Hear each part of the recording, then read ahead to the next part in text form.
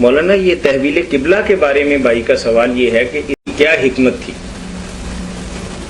کہ پہلے مسلمان جب نبی کریم صلی اللہ علیہ وسلم مکہ مکرمہ کے اندر تھے تو بیت المقدس کی طرف رخ کر کے نمازیں پڑھتے تھے، تو جب مدینہ منورہ چلے گئے تو کچھ عرصے کے بعد اللہ تعالیٰ کے حکم کے ساتھ اور نبی کریم صلی اللہ علیہ وسلم کی خواہش کے عین مطابق تحویل قبلہ یعنی بیت اللہ شریف کی طرف رخ ہونے لگ گیا، تو اس کی حکمت کیا تھی؟ اس کی حکمت تو قرآن مجید نے خود ہی بیان کر دی ہے۔ سورہ بقرہ میں دوسرا پارہ شروع ہی ہوتا کہ ہم نے یہ قبلہ جس پر آپ کو کچھ مدت رکھا گیا اس لیے مقرر کیا تھا تاکہ ہم الگ الگ کر دیں کہ کون رسول کی پیروی کرتا اور کون منہ موڑ جاتا، کیونکہ کئی مرتبہ نیکی آدمی نہ صرف اپنی خواہش کے تحت یا رباط کے تحت بھی کرتا جاتا ہے، یہ سمجھ کر نہیں کہ اللہ کا حکم ہے وہ چلا آ رہا تو باپ دادے سے کرتا یا عادی ہوتا اس کا۔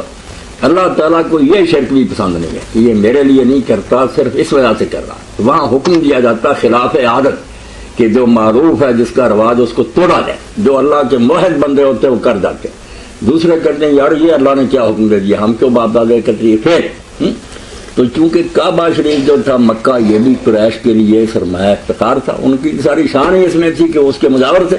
ان کے لیے یہ زہر پینے کے برابر تھا کہ چھوڑو مکے کو، اقصیٰ کی جرموں کو، یہودیوں کا قبلہ یہ ان کے لیے سخت امتحان۔ اور یہودی پہلے تو خوش ہوئے کہ ہمارا ہی قبلہ اس نبی نے اختیار کرے، جب حکم ہوا پلٹ ہو گئے، 17 ماہ کے بعد مر گئے، چھوڑ گئے، کافر ہو گئے۔ پھر اللہ نے کہا یہی تو پتہ کرنا کہ اللہ کے پیچھے کون ہے، رسول کے پیچھے، اور اپنی عادتوں کے پجاری کون ہے۔ تو یہ بت پرستی ہے میرے بھائیوں کہ کوئی صرف رواج کی وجہ سے نیکی کرے، نیکی وہ جو خالص اللہ کا حکم سمجھ گئے، اس نے کہا ادھر منہ پھیر دو، پھر گئے ادھر پھیرا۔ وہ لوگ جو اس طرح کامیاب ہوئے، اب وہاں ایک ہی مسجد ہے جس کو لوگ مسجد ذی القبلتین کہتے ہیں، یہ مسجد القبلتین کہ دو قبلوں والی مسجد، حالانکہ یہ بات بالکل غلط ہے کہ اللہ کے رسول وہاں نماز پڑھا رہے تھے اور عین نماز کے اندر حکم آیا 2 رکعتیں ادھر پڑھی 2 پھر ادھر پڑھی، حضور وہاں نہیں تھے نہ آپ نماز پڑھا رہے تھے۔ یہ کہانیاں جو ہے نا یہ سیرت کی کتابوں کی جھوٹی باتیں، صحیح حدیث کے مطابق یہ حکم مسجد نبوی میں اترا تھا، اور حضور پاک نے نماز سے پہلے اعلان فرما دیا تھا، پھر نماز جو پڑھی گئی کعبے کو منہ کر کے پڑھی، درمیان میں نہیں پھرے۔ 2 مسجدیں قبلتین ہیں، مگر ایک کا نام لوگوں نے مشہور کر دیا اس کہانی کی وجہ سے کہ حضور وہاں تھے، حضور نہیں تھے، لوگ پھرے۔ ایک وہ بنو حارثہ تھے، ایک مسجد قباء۔ بنو حارثہ میں پہنچا آدمی عصر کے وقت، یہاں سے نماز پڑھ کر وہ پڑھ رہے تھے، اس نے باہر کھڑے ہو کر کہا لوگوں قبلہ بدل دیا گیا، تو لوگ پھر گئے۔ واقعی وہ مسلمان جو تھے نا پھر گئے، امام دوسری طرف آ گیا، اور صبح کے وقت پہنچا قباء میں، وہاں بھی ابھی پڑھ رہے تھے، وہاں بھی اس نے اعلان کیا۔ یہ مدینہ شریف جب میں گیا تو مسجد نبوی طالب علم سے یونیورسٹی، انہوں نے کہا مولانا یہ تو ہم نے پتہ کر لیا کہ مسجد قبلتین میں حضور نہیں تھے، بالکل آپ کی بات ہے، مگر یہ قباء والی نہیں ہم نے پڑھی۔ میں نے پھر کہا یہ مسلم شریف میں دیکھو دونوں مسجدوں میں ایسے ہی ہوا کہ لوگ پھر گئے، دونوں کو کہنا چاہیے مسجد القبلتین، وہ مسجدیں جس میں ایک ہی نماز 2 سائڈوں کو منہ کر کے آدھی ادھر آدھی، بڑی صحابہ حضور نے مدینہ کی مسجد میں پہلے اعلان کر دیا۔ تو دوسرا حصہ ان کے سوال کا یہ ہے کہ نبی کریم صلی اللہ علیہ وسلم چونکہ مکہ کے رہنے والے تھے، تو کیا وطن پرستی کی بنا پر نبی کریم صلی اللہ علیہ وسلم کا یہ رجحان تھا کہ بیت اللہ کی طرف ان کا رخ ہو جائے اور اپنے آبائی وطن کی طرف ان کا دھیان رہے؟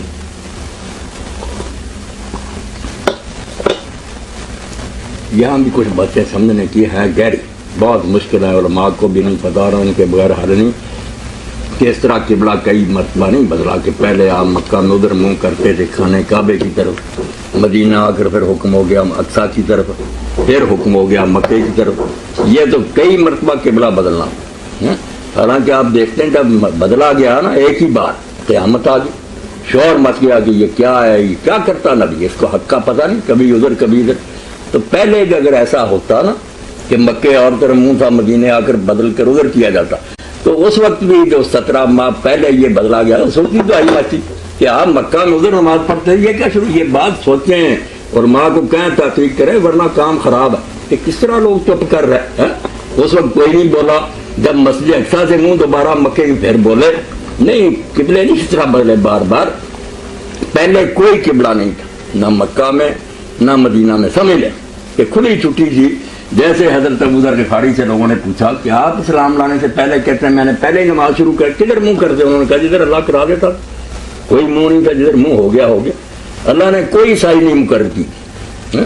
اب لوگ جان چھڑانے کے لیے کہتے ہیں مکہ میں آپ نا اس طرح کھڑے ہوتے تھے کہ کھانا کعبہ بھی سامنے آ جائے، مسجد اقصیٰ بھی سامنے، اس لیے وہاں براز نہیں کھلا کہ آپ کدھر کو منہ کر، تو پھر خود ہی کئی لکھ دیں یار ہر وقت آپ مسجد میں رہتے تھے، باہر جاتے تھے پھر وہ سائڈ بدل جاتی تھی۔ یہ نہیں بات بنتی، کچھ نہیں، باتیں نہ بنایا کریں، لوگ حقیقت کو سمجھا کریں کہ وہاں اس وقت کوئی متعین جہت نہیں تھی، جدھر رخ ہو گیا ہو گیا، مکے کی طرف ہو گیا یا دوسری طرف۔ یہاں آ کر مدینے میں حکم ہوا، وہ بھی اللہ نے نہیں کوئی وحی اتاری، یہ جو ہے نا ما جعلنا القبلہ، یہ اجتہاد ہے کہ نبی علیہ السلام کا حدیث پاک میں آتا آپ جس بارے میں ابھی وحی نہیں اترتی تھی اہل کتاب کا ساتھ دیتے تھے، وہ بھی پچھلے نبیوں کی امت۔ مدینہ شریف آپ نے آ کر دیکھا کہ یہود ادھر کو منہ کرتے ہیں، ان کے ساتھ کرنا شروع کر دیا، مگر نبی کا کام جب تک اللہ نہ روکے وہ بھی مہر لگی ہوئی تھی، یہ بھی ٹھیک ہے، اس کا اجتہاد بھی وہی ہے، برداشت کیا۔ 17 ماہ بعد جو صاف حکم آیا نا مکے کا، یہاں پر لوگ بہت مشکل ہو گیا، ہنگامہ برپا ہوا، یہ اصل ہے بات۔ یعنی پہلے کوئی قبلہ نہیں تھا، جدھر منہ ہو جائے ہو جائے، یعنی مدینے میں آ کر آپ نے اہل کتاب کی موافقت میں جیسے دوسرے کام کیے یہ بھی کیا،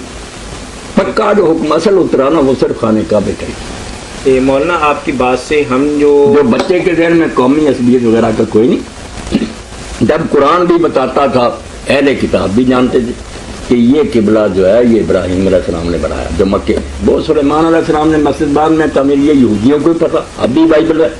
اس لیے قبلہ تو حضور کو بھی پتا تھا، سارے لوگوں کو پتا تھا کہ یہی ہے جو مکے میں ابراہیم علیہ السلام ہوا، مگر آپ نے جب تک حکم نہیں اترتا تھا اہل کتاب کا ساتھ دیتے تھے، تو دل تو آپ کا بھی چاہتا تھا، مسلمانوں کا بھی چاہتا تھا کہ یہ پہلے کا گارا ہے، ابراہیم علیہ السلام کی ملت پر ہے، ادھر ہی ہونا چاہیے۔ چلیے مولانا آپ کی بات کو تھوڑا سا سمیٹتے ہیں، آپ نے یہی فرمایا کہ 13 سالہ مکی دور کے اندر قبلے کا کوئی تعین نہیں تھا، جدھر رخ ہو جیسا کہ حضرت ابو ذر غفاری رضی اللہ تعالیٰ عنہ کے حوالے سے آپ نے بتایا کہ اللہ جس طرف رخ کر دیتے نماز پڑھ لیتے، تو مدینہ منورہ میں آ کر 17 ماہ تک بیت المقدس کی طرف چونکہ وہ یہود مدینہ پڑھتے تھے یا عبادت کرتے تھے، یہ بھی اجتہاد سے یہ قبلہ جو آپ نے ان کا ساتھ دیا نا، جی آپ کا اجتہاد تھا، مگر نبی کا اجتہاد بھی اللہ کو تسلیم، جو صاف حکم آیا نا وہی ہے جلی میں، وہ وہی ہے جب تک کا مکہ کی جلی میں۔ جزاکم اللہ خیر۔ مولانا نبی کریم صلی اللہ علیہ وسلم، اللہ تعالیٰ نے یہ بات بتانے کے لیے چلو درمیان میں آ گئی کہ اللہ تعالیٰ کو کوئی خاص سمت محبوب نہیں، یہ نہیں کہ سائڈ میں اللہ رہتا ادھر ہی ہے، اللہ تو حکم منواتا جدھر مسجد اقصیٰ کی طرف ہو جائے، اس لیے اب بھی یہ حکم جو ہے اینما تولوا فثم وجہ اللہ، جدھر منہ کرو ادھر ہی اللہ کا منہ ہے۔ اب بھی باقی ہے، سفر میں ہم اگر رسول کریم سواری پر ہی نفل پڑھتے کوئی قبلہ کا رخ نہیں دیکھتے، جدھر جا رہا جانور اوپر بیٹھے پڑھتے جاتے ہیں سارے۔ اب بھی آپ ٹانگے میں بیٹھے شہر کو جا رہا ہے، اگر وضو ہے شروع کرنا، جدھر کو جائے ٹانگے پڑھتے ہیں اشارے، یعنی بتایا گیا کہ مسلمان کسی جہت کا پابند نہیں کہ اس سائڈ کو مانتا ہے، تو اللہ کو مانتا، اس لیے نفلوں میں کھلی چھٹی ہے کہ سواری پر بیٹھا ہو پڑھتا، اور جو صلاۃ الطالب ہے